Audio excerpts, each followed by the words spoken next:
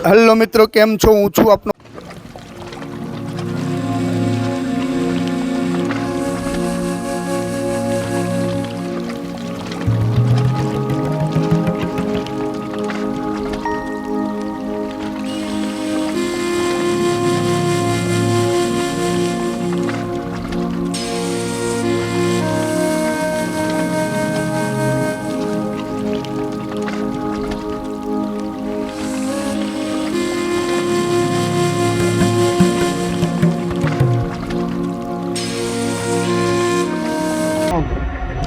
ભાઈ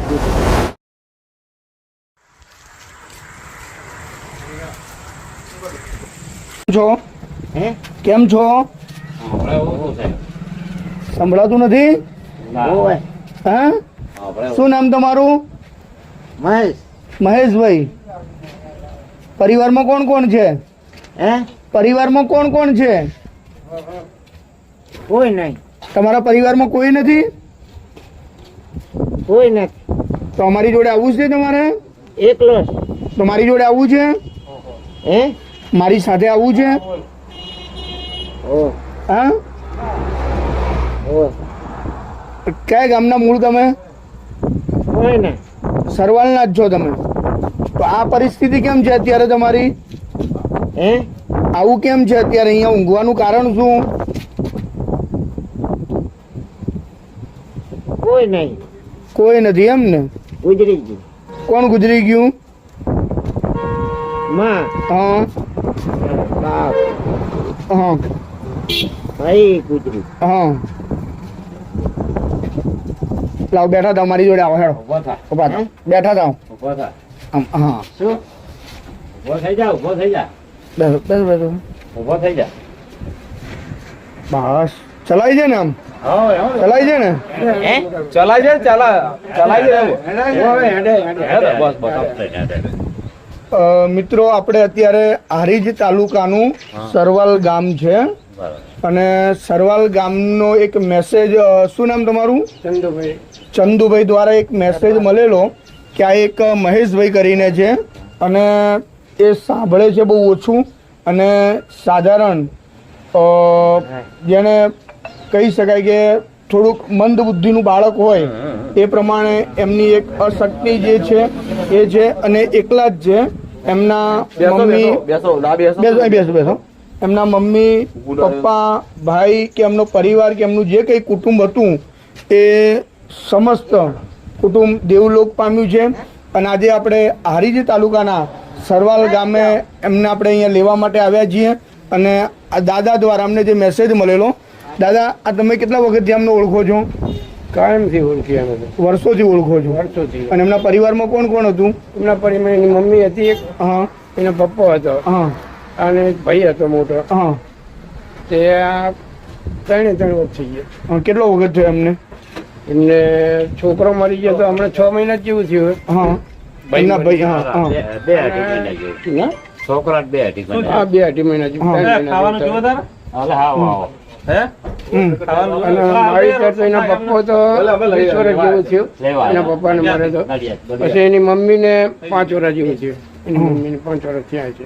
બહુ સરસ તમે પુણ્યનું કામ કર્યું છે કે અમને આ એક મેસેજ આપ્યો એ બદલ પરમાત્મા તમને આનાથી પણ વધારે ફળ આપશે. અને આવો કોઈ પણ વ્યક્તિ હોય તો ચોક્કસ તમે અમાને જાણ કરજો. અમે ગમે ત્યાં આવીશું. આવા વ્યક્તિઓની અમે સેવા કરીએ છીએ અને આવા અમારી જોડે અત્યારે 101 વ્યક્તિઓ છે કે જેને અમે ત્યાં લઈ જઈએ છીએ અને એને પોતાનું ઘર હોય એ પ્રમાણે અમે એને રાખવાનો પ્રયત્ન કરતા હોઈએ છીએ. તો મિત્રો, આ બધા અહીંયા જે ગામ છે એ ગામના બધા મિત્રો છે અને આપણે અહીંયા આજે મહેશભાઈને લેવા માટે આવ્યા છીએ. આવું છે ને અમારી જોડે? આવું છે ને અમારી જોડે? ચાલો. આ ભાઈને તો શું થયું તમને ખબર છે? આશ્રમમાં મોકલ્યો તો, મેં જ મોકલ્યો તો, મેં પોતે. હા બરાબર છે? એનો ભાઈ કે ખબર પડવા ગયો અને કે મારે એને લઈ જાવ છે. હા એને લઈ આવી અહીંયાથી. તો કુદરતી ભાઈ મરી ગયો. હા હું જે મૂળ લઈ ગયો ને, મૂળ થઈ નવરાઈ તૈયાર કરીને મળી ગયો. આવા તો આ એરિયામાં 50 મળી ગયો. સમજ્યા? આ ભાઈ હું જ મળી ગયો. પછી હવે એના ભાઈ ની કે મારે લાવો, મેં ના પાડી હતી. જય હતી એનો ભાઈ કે ના, મારે સેવા કરવા લાવો. છારું બારો મને 10 મણ કરાયા. મેં લાય તો તારો ભાઈ, આપણે કોઈ જવાબદારી હા, નહીં. બરાબર છે. પછી લાય ને કુદરતી ભાઈ બચારો થઈ ગયો. હમ. તો પાછો એની જગ્યાએ આવી ગયો. હા, કઈ કઈ હા, વાંધો ભાઈ નહીં. ને અમારે ચલો લઈ ફરી પાછા અમે તો પાછા અહીં આવી ગયા છીએ લેવા માટે બરાબર અમે છે તો આવા લગભગ 50 મારે તો ચાલુ જ છે. આ ભાઈ અમારા નજરમાં જ છે, રેડો નથી. પણ હવે એના ઘરના ના પાડતા તો પછી ના ના બરાબર છે મારું ગામ તો આમ તો જોઈએ તો બાદરપુરા મોટું પરું કે ને એ જ મારું ગામ છે પણ હું ઘણા વર્ષોથી નડિયાદમાં જ રહું છું અને અત્યારે હું ગામડે થઈને જ આવ્યો હું ઘરે બધાને મળીને પછી અહીંયા આવ્યો એટલે મને આવવામાં મોડું થયું નડિયાદ આપણે જે હા નડિયાદ જય માનવ સેવા પરિવાર તમે યુટ્યુબમાં મારા સર્ચ મારજો એટલે ઘણા બધા વિડીયોઝ છે મારા ચલો આપણે જઈએ હાલો. ચલો બધું ખાવ હોય તો હાલ જમવું હોય તો જમાડતા ને તૈયાર ના અમે લઈ લઈશું ના ના હાલ હાજર જ છે આપણી ગાડી. ના ના અમે બતાવી દઈશું વાંધો નહીં એ જાય આ બાજુ આ બાજુ આ બાજુ આ બાજુ આમાં આમાં આમાં આમાં આમાં આમાં આમાં અહીંયા અહીં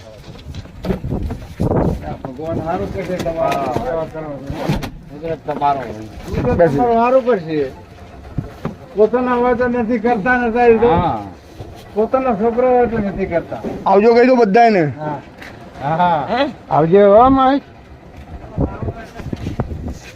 તમે પછી અમને મળવા આવશો ને તો આખા લુક એમનો બદલાઈ ગયો છે ત્યાં એટલે નડિયાદ આપણે શું છે મને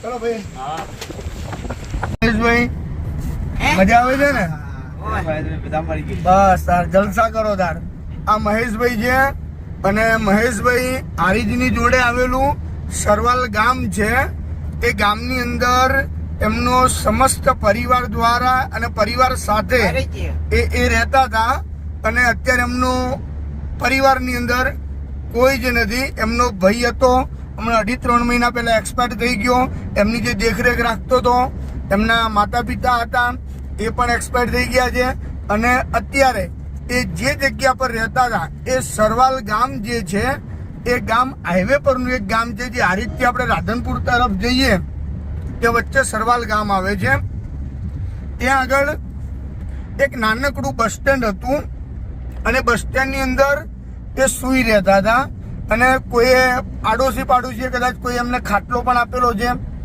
એમને ગોદડા પણ આપેલા છે અને કોઈ ગામના કોઈ લોકો એમને ઓળખે એટલે એમના માટે બપોરનું જમવાનું લઈ આવે સાંજનું પણ જમવાનું લઈ આવતા હતા અને એમને જે કંઈ નાની મોટી જરૂરિયાતો હતી એ એમની પૂરી કરતા હતા પણ ગામવાળાનું કહેવું એવું હતું કે રાત્રે કદાચ કંઈક તકલીફ થઈ ગઈ કારણ કે બસ સ્ટેન્ડ જે હાઈવે પર છે ને રાત્રે કોઈ ત્યાં હોતું નથી અને રાત્રે કંઈક આ વ્યક્તિના છોકરાને કંઈ પણ તકલીફ થઈ ગઈ તો આપણે શું કરીશું ત્યારે એ લોકોએ આપણો એક વિડીયો યુટ્યુબની અંદર જોયો હતો અને એ જોઈને આ એક મેસેજ આપણને આપેલો કે ભાઈ સરવાલની અંદર એક આવો વ્યક્તિ છે જે માનસિક રીતે થોડોક અસ્થિર છે વધારે નથી પણ કદાચ 10% અસ્થિર જેવું છે કદાચ અને સાંભળતા બહુ ઓછું સાંભળે છે 50% પણ નથી સાંભળતા પણ એ મેસેજ મળતાની સાથે જ આપણે આજે સરવાલ ગામની અંદર આજે એમને લેવા માટે આવ્યા છીએ